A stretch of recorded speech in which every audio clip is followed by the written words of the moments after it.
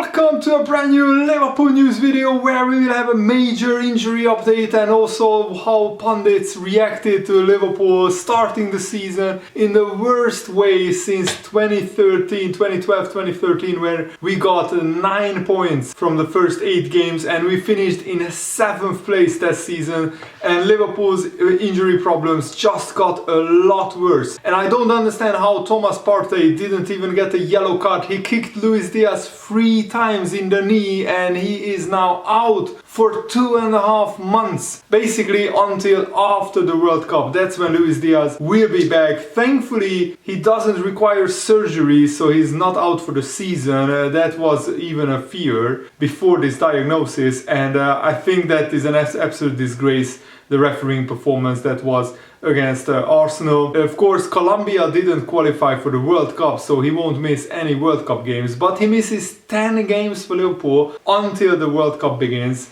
and then hopefully he will be back and ready to go after the World Cup. So he will be back for Boxing Day, December the 26th. That's Liverpool's first fixture after the World Cup. So now it could be that Diogo Jota will play on the left wing, or maybe Fabio Carvalho could play there as well, but I would vote for Jota on the left, Firmino up front, Darwin Núñez up front, Firmino behind, and Salah on the right. And to be honest, Luis Diaz has really good numbers. He either gets a goal or an assist in one game every 2 games. So basically in 50% of the games, Luis Diaz either scores or assists, which is a little bit lower than Sadio Mane. Sadio Mane's ratio was like 60% of the games he got a goal or an assist. But what we will miss with Luis Diaz is his high pressing, his tenacity, his work rate, his relentless drive to run through everything and everybody for the Liverpool goals. And I think after Luis Diaz went off, Liverpool weren't the same team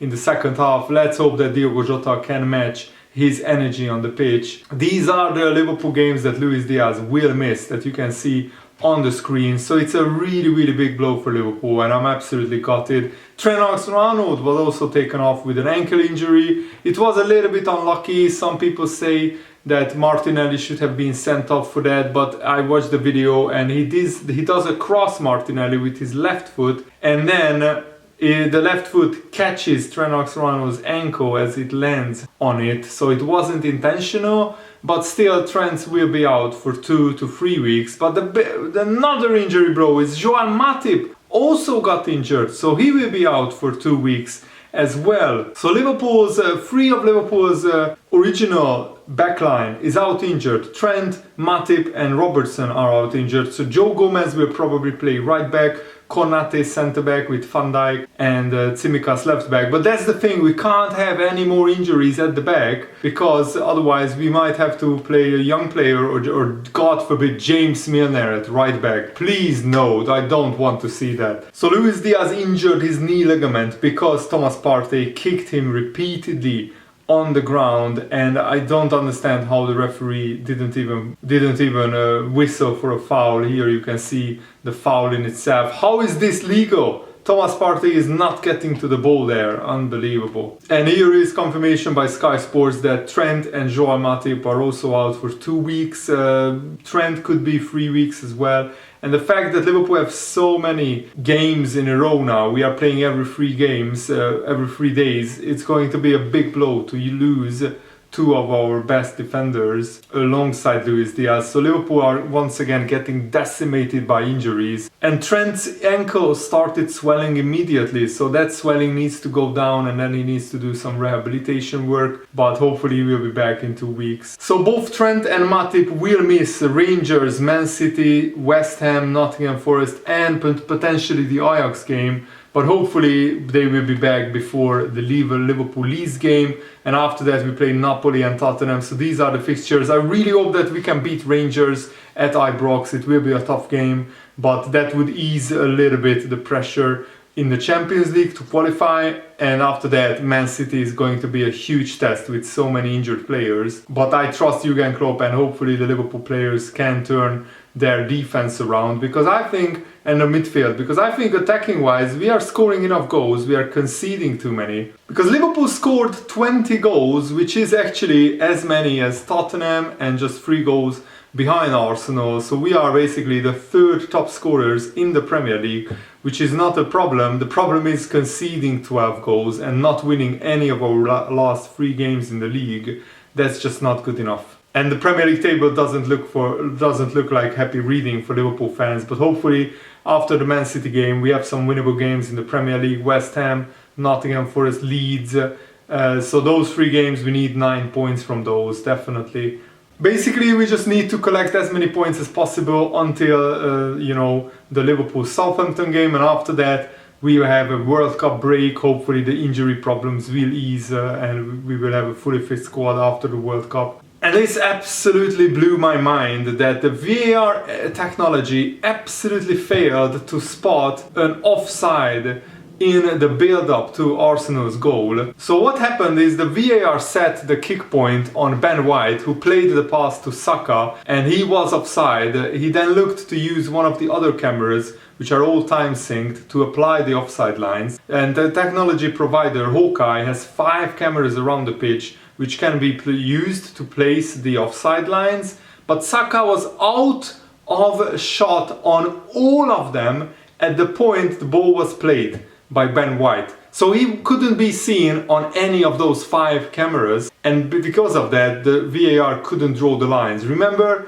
before the Arsenal goal that there were no lines drawn when the replays were showed, that from the tactical camera around the halfway line, which isn't calibrated for offside, there is definitely a question of offside against Saka as he's running back, specifically whether his back foot is ahead of the last defender. But as the VAR could not apply the lines, Saka's offside position cannot be determined, so the VAR has to stay with the decision on the pitch, which was onside. I mean, just look at this. Saka's leg is clearly offside and the VAR couldn't draw lines. But you can see it even with your naked eye that he is offside, because there is the line very, very close to Saka's foot, and it's clearly closer, Saka's foot, to that line, even the line of the grass, as Virgil van Dijk. So I just don't understand how VAR didn't rule this offside.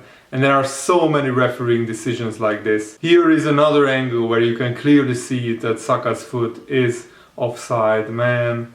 And Dominic King quite brilliantly summarizes Liverpool's problems at the moment and what is leading to Liverpool's downfall this season. And one point he makes is that Ilkay Gundogan's late winner against Aston Villa in May, which won Man City the title ahead of Liverpool, may have finally broke Liverpool's spirit, because the players and the Liverpool fans have never been the same since. Liverpool didn't put in a pure, totally dominant performance apart from Bournemouth, but they are a newly promoted team, and maybe the belief has evaporated, according to him, and also some Liverpool fans are even going home before the final whistle. Also, Liverpool made plays to convince Tchouaméni, even in April, to join Liverpool. Tchouaméni wanted, of course, Real Madrid, so in the end Liverpool failed to sign him, but that we didn't sign another midfielder is, I think, on FSG, and that's a huge judgment of error, huge mistake. I don't think FSG anticipated like Chelsea spending 280 million, the likes of the Nottingham Forest spending 100 million this summer. Now even smaller teams can spend a lot of money, so FSG need to spend a lot and need to back Jurgen Klopp to the hilt, otherwise this will go downhill. It's already going downhill very fast. And also at the moment, as it stands, Naby Keita, Oxlade-Chamberlain, James Milner will be out of contract in the summer, so Liverpool would need to sign at least 2, maybe even 3 midfielders in the summer. At the moment, Salah is struggling for form. He hasn't scored in the Premier League since August against Manchester United. I think he's just in a bad run of form. He will come good again. Maybe even against Man City he will score. And of course the injury issues. Arthur Melo is out injured. He required surgery, so the injury crisis is absolutely horrible at the moment. Luis Diaz, Trent Alexander-Arnold, Joel Matip joins the lengthy injury list. At least Joe Gomez is back. Konate is back from injury at the perfect time, because imagine if they were also injured, then we would have no proper right back, apart from Calvin Ramsey, who is still a 18-year-old rookie of a player, and we would have just one fit centre back in Virgil van Dijk. one fit left back in Tsimikas, that would be absolute disaster. And he said maybe that dominant performance for Liverpool against Man City in the Community Shield final has made everyone think that everything was fine. A week later, Trent Alexander-Arnold made a mistake after 45 seconds, and Liverpool have been on the back foot ever since. And Man City and Arsenal are out of sight for Liverpool. They are so many points clear.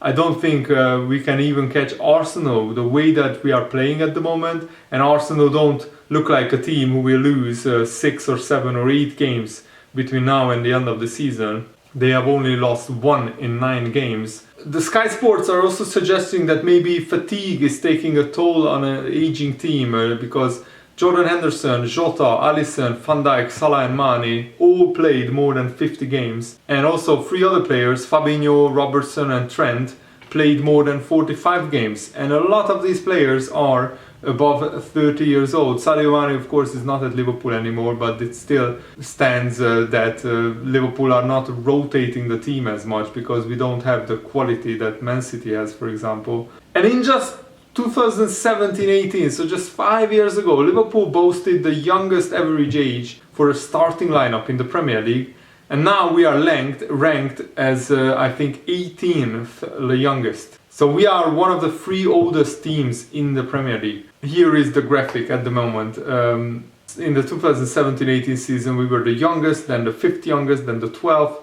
and now we are the 18th youngest team in the Premier League, and that is not right. And yeah, Salah's numbers are down massively. I mean, look at last season and look at this season. He scores the 3rd amount of goals that he scored last season. The expected goals is way down as well, almost half. Shots on target down by half. Assists pretty similar. Big chances created down by more than half. So it's a massive problem, Mo Salah's form at the moment. And the problem is it's not just 1 or 2 players. It's like almost the whole team. Salah is out of form. Trent, Virgil van Dijk, even Fabinho, Henderson has been horrendous. James Milner has been shockingly bad. And you can basically run through almost the whole team, and apart from Darwin Núñez, Luis Diaz, Bobby Firmino is definitely one of the most informed players. Apart from a few of the attackers, nobody really is in form at the moment.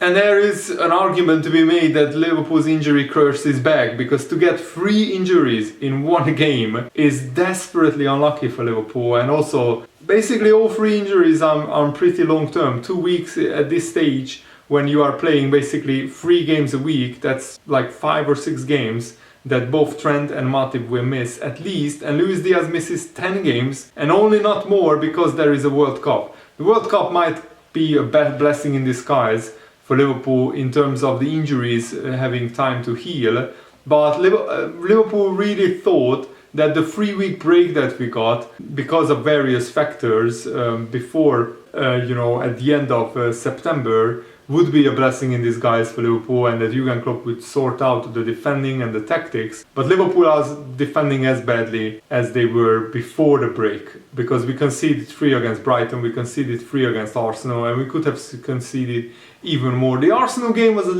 little bit unlucky with the refereeing decisions, but I still think that Liverpool didn't play well enough in the second half to get a point against Arsenal.